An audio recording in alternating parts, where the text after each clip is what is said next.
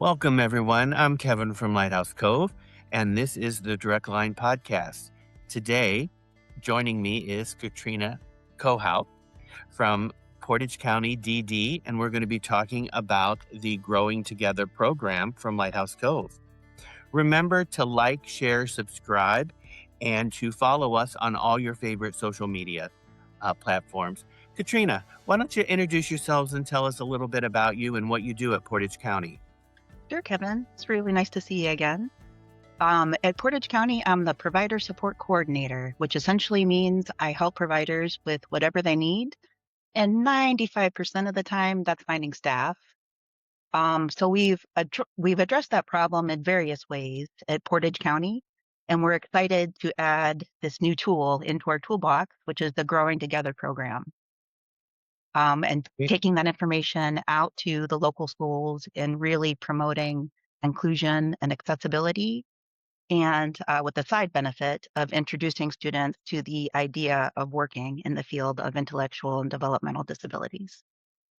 Fantastic. Well, why don't we just take an opportunity and watch a clip, a promo clip about the Growing Together series, and then we can have some follow-up questions and discussions with you. Sounds great. Welcome to the Growing Together series, a program of Lighthouse Cove. Developing empathy and understanding for people with disabilities strengthens our community and prepares young people for the future. By fostering these values, students can confidently interact and work alongside peers and teammates with different needs, building a stronger, more inclusive world. The Growing Together Facilitators Guide, also known as the Lighthouse Cove Educational Project Guide, is a powerful resource designed for educators and facilitators. It helps students in grades 2 through 8 learn about their fellow students with disabilities, understand what a disability is, and discover career and volunteer opportunities in the field of disabilities. This course focuses on teaching essential values like empathy, understanding, diversity, communication, disability awareness, inclusive play, resilience, and community. Educators will find detailed descriptions of each component, post-video discussion prompts, and a checklist of engaging class activities. The guide offers 4 modules, each with 2 lessons, for a total of 8 lessons. Each lesson includes a slide presentation, an animated video, post-video discussion prompts, and post-learning activities. These resources are designed to teach students knowledge and skills that will help them contribute to an inclusive community while exploring the idea of working in the field of disabilities as a potential career path. This course helps students learn to play and learn alongside peers with disabilities. They'll discover what a disability is, how to interact respectfully with classmates who have disabilities, and recognize that there are more similarities than differences among us. Educators can use these lessons to build inclusive classrooms in schools. With 4 tailored modules for 2nd, 4th, 6th, and 8th grades, the course offers 8 30-minute lessons that can be extended with additional discussions and activities. Growing Together is more than just a teaching tool. It's a structured approach to fostering empathy, understanding, and inclusivity. Through engaging lessons, short animated videos, and meaningful discussions, this guide equips students with the knowledge and skills to embrace diversity. With every activity, students take another step toward shaping a compassionate future and building communities where everyone belongs. If you are interested in learning more about bringing the Growing Together series to your county or school district, please contact Lighthouse Cove at inquiries@lighthousecove.org. Wow, Katrina, that looked like an exciting program. What workforce challenges do you think that might address in your area? Well, I think it's really all about introducing students to the idea that these jobs even exist. Because like you know, Kevin, if we do our jobs well, we're sort of invisible when we're out in the community with people, and that's the way we want it. But it does create the problem of people knowing that these wonderful jobs are out there. So by introducing these topics and reminding students regularly about the jobs that are out there, um, I'm hopeful that we get more DSPs on the workforce from this. Yes, absolutely. I think you're right, Katrina. We are an invisible profession, and it's up to us to recruit those new young people to help support the growing number of folks who want to live, play, and work in the community. How do you think this will help strengthen your the profession of DSPs? Again, Kevin, it's all about that repeated exposure and letting students know that these jobs are out there and that they're good jobs and that you're going to feel good doing them. Right. So we saw a little bit about some of the real world scenarios that the students may encounter during their learning program. How do you think that translates to the DSP profession?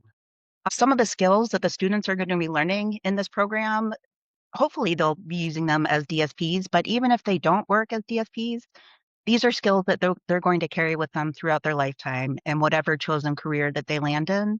Skills like empathy, you learn what empathy is and that empathy is a muscle that you build, such as a lot of these other skills.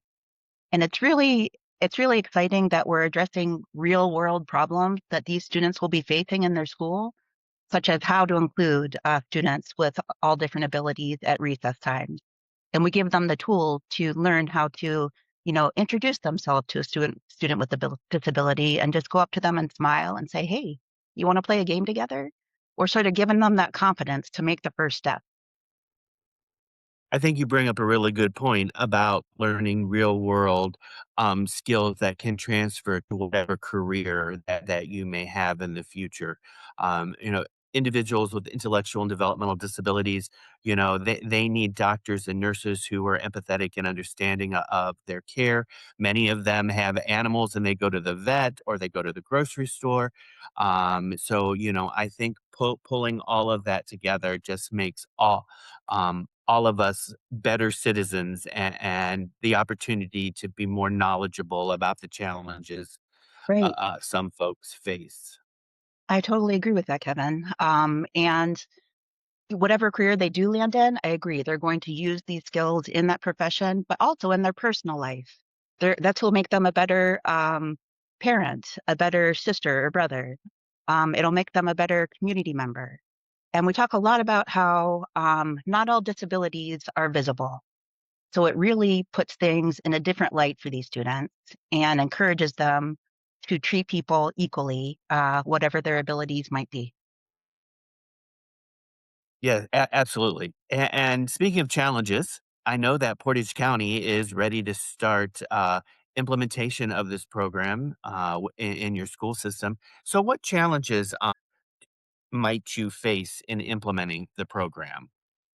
Sure, yeah. It's always tough to find time in the school day to talk with a large group of students. So that was a hurdle that we have overcome. We met with the school districts that we're starting the program in this fall and determined that this program probably wouldn't be best done in an assembly session.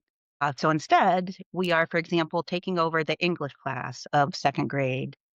So Portage GD will be going into the various schools for the whole day and meeting with all of the second graders in their homerooms and introducing, these ideas in small group settings so students will feel more comfortable participating. And how did Um, the school systems respond to the program? they are so excited about it, Kevin. It turns out that there is a requirement that schools have for students needing to have in-service hours on various topics each year. These are a result of various bills that passed, such as Aaron's Law. So this program really fits the bill for that need that they already have to find somebody to come in and speak on these topics. So I have found schools very receptive about the program. In fact, just today, I had a school approach me about coming in to talk about disability for their sixth grade class. And I said, yes, of course, I'll do that again. But I said, just so you know, though, we have this new wonderful tool, the Growing Together program.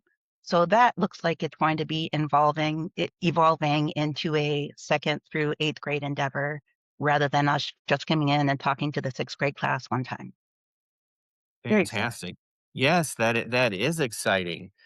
And so it sounds like that you have address those challenges and barriers quite well in your county. Now, are you going to be the only person doing the presentations, or will the teachers be involved? No, Kevin, I am thrilled to be able to have an amazing team to work with me on this project. There are 8 different staff members at Port HTD who are going to be 2 members assigned to each of the grade. So, for example, for the second grade module, our early intervention director will be one of the staff members participating in those modules. That's her wheelhouse. She deals with the littles all the time and loves it. She's so good at it.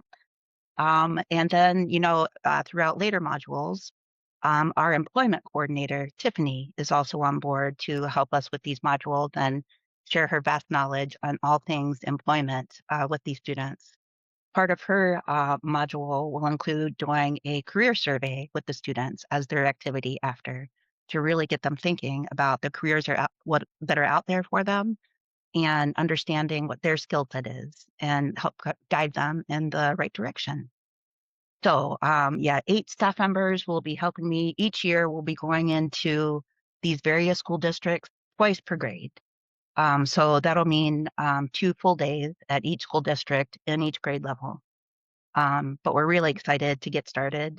And like I always say, we're trying to grow our DSPs from the ground up in Portage County. But we do that with the DSPU program. And we're thrilled also to introduce students to the wonderful DSPU program through growing together and help lead them to the path of becoming DSPs, which are so needed. And being a DSP is really the best first step to any job, I think in general, but definitely to any job in the IDD field. Being a DSP really gives you the skill set that you need to really understand what the people that we all serve need from us. Absolutely. And Portage County has been a great partner through the DSPU program. And we look forward to continued success with you and the county and your staff and the students out there in the Growing Together program.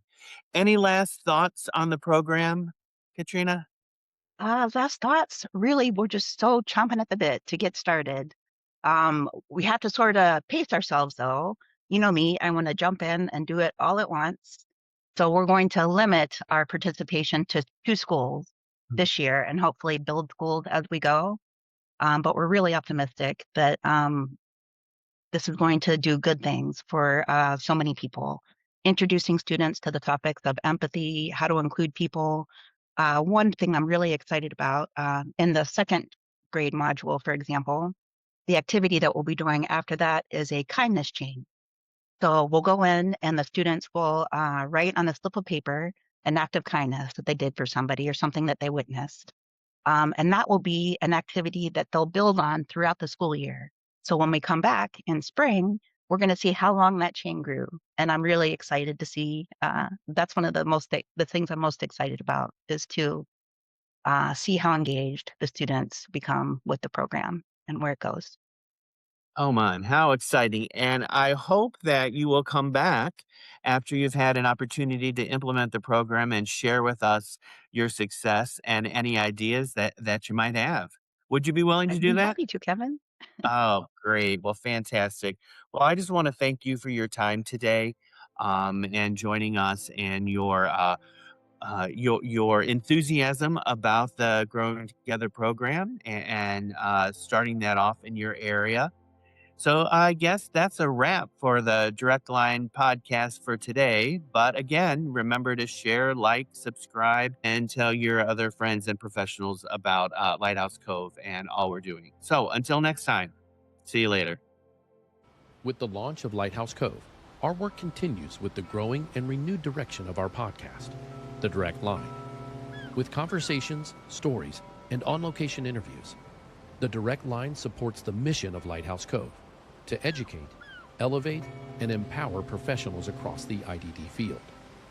Tune in to the Direct Line podcast, brought to you by Lighthouse Cove every Thursday on YouTube and all other podcast platforms.